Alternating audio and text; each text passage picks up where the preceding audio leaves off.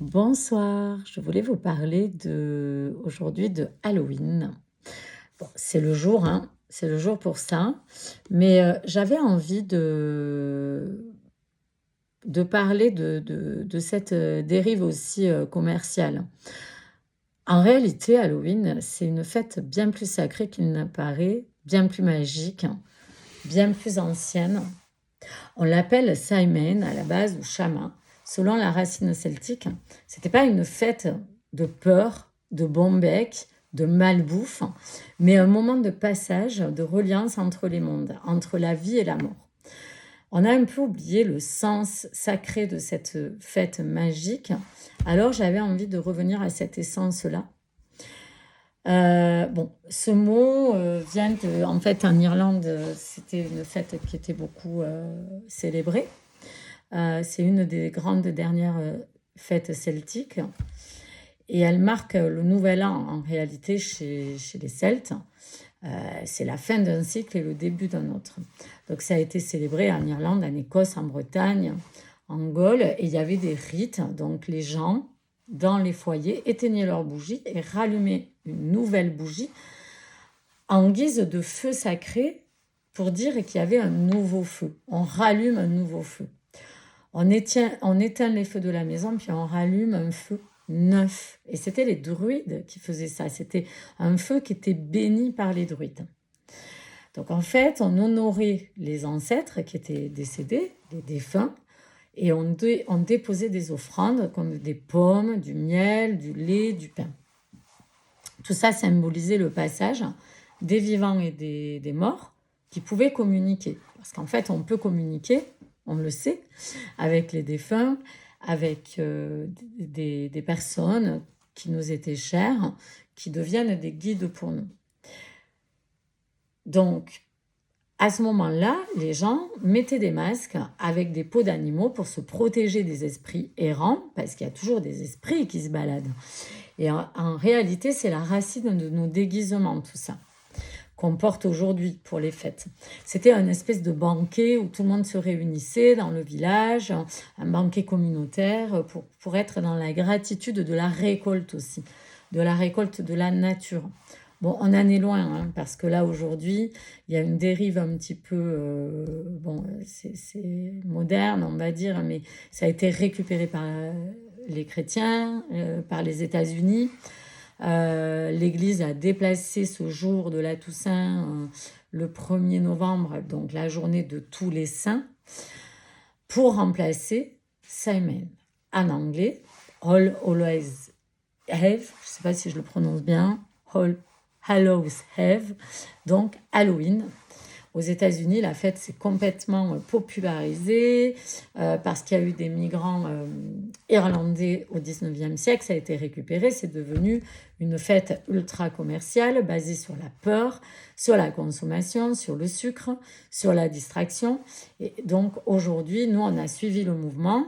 Mais c'est vrai qu'on se nourrit d'archétypes sombres sans en avoir conscience. Je pense qu'on en a conscience, mais on y va quand même.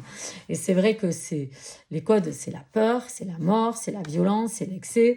Enfin, je veux dire, Halloween, ça ressemble limite à un thriller. À 23h, vous vous baladez dans les rues, vous avez des gamins qui passent avec des déguisements, des maquillages qui sont ultra bien faits en plus, hein.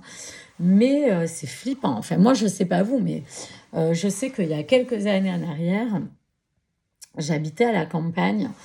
Et je me suis retrouvée à rentrer tard de chez des amis, par exemple.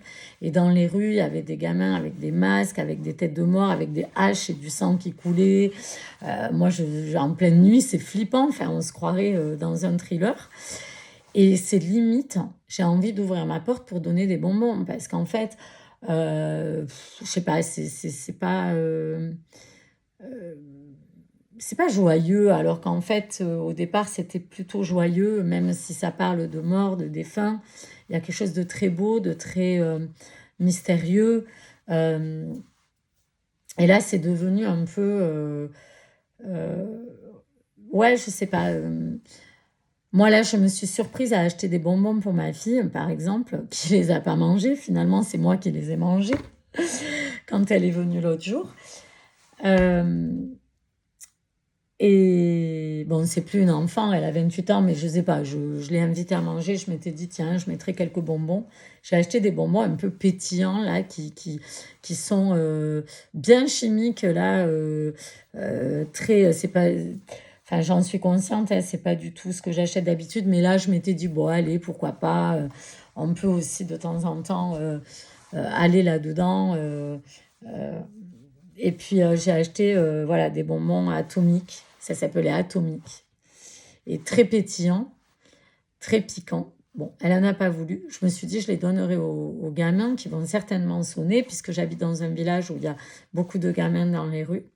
Et je me suis dit, mais je sais pas si j'ai envie d'ouvrir à minuit chez moi, là, ou même à 22 heures quand il fait nuit, avec une hache dans le crâne, du sang qui dégouline, un œil en moins. Enfin, c'est flippant, quoi. Enfin, moi, je sais pas vous, mais je trouve que on nourrit ces archétypes de l'ombre avec la violence, l'excès, la mort, la peur, etc., la malbouffe qui est associée, qui finalement vient anesthésier la perception intuitive et qui va nourrir des basses vibrations.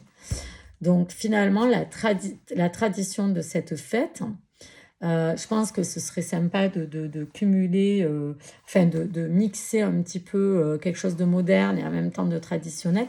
Mais je sais pas, c'est pas vraiment comme j'imagine cette fête. Alors moi, chaque année, je me fais ma petite fête à moi. J'invite mes défunts à ma table. Je mets des assiettes comme s'ils étaient là. Et je les honore en fait. Voilà, je les honore, je fais des petites prières.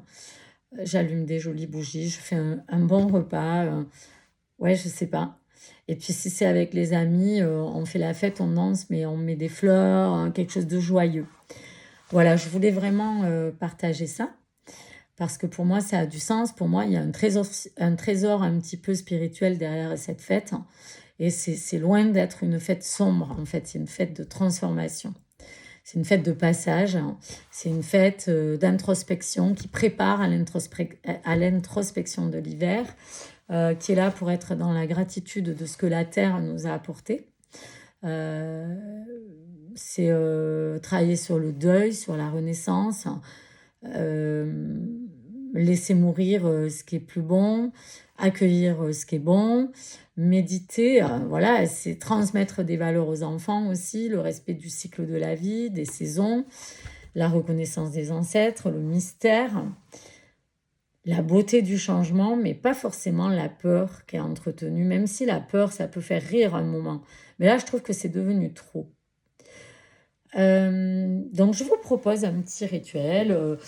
Vous prenez un petit autel, vous créez un petit autel avec une bougie blanche, une photo d'un ancêtre ou de quelqu'un que vous avez aimé ou plusieurs personnes. Vous coupez une pomme qui va représenter la connaissance et le cycle de la vie.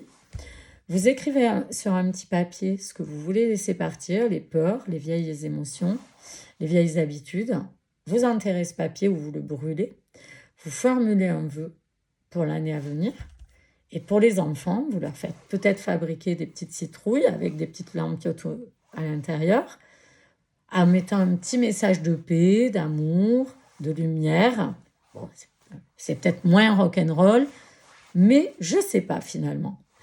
Et ensuite, vous remplacez les bonbons par des pâtes de fruits, par des caramels. Bon, je sais qu'ils s'en foutent, ils préfèrent les choses qui pétillent. Alors, vous pouvez en mettre au milieu, je sais pas. Ça peut être sympa aussi, il faut pas être extrême, hein. Voilà, l'idée, c'était de dire aussi que je trouve que là, on a cautionné cet Halloween. Et quand je parle avec les gens, finalement, il n'y en a pas beaucoup qui aiment.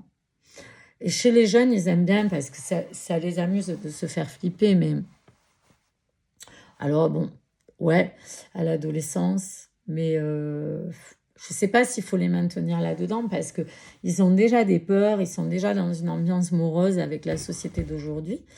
Donc, je ne sais pas. Alors, je vais vous dire un petit menu, moi, qui m'a inspiré. C'est la soupe de courge avec de la carotte et des pommes à l'intérieur. Ça fait quelque chose de très doux.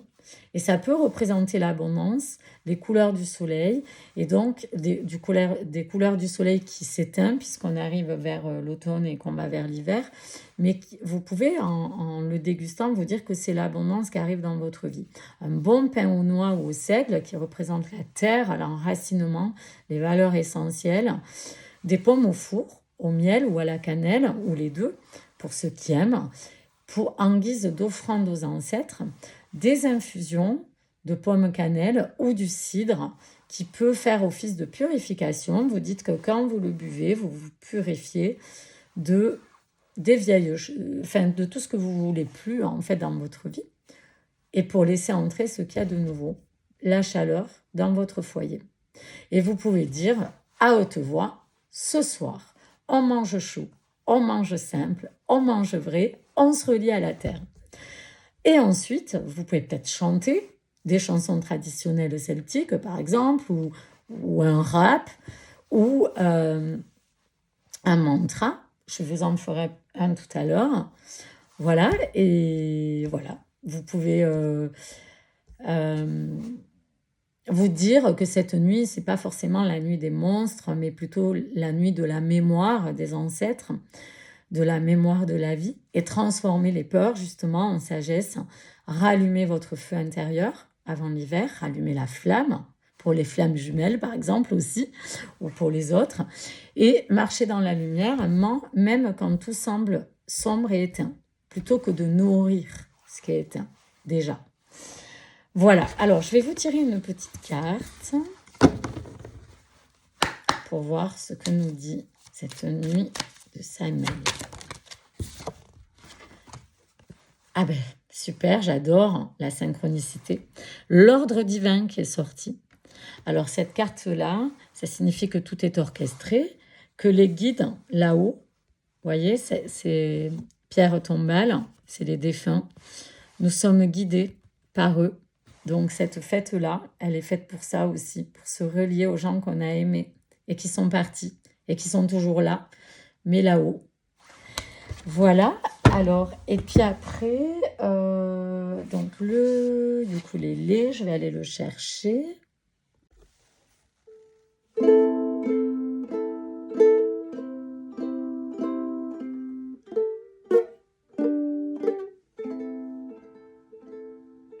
Feu qui veille, flamme ancienne, porte nos peurs vers la lumière. Feu qui veille, flamme ancienne, porte nos peurs vers la lumière.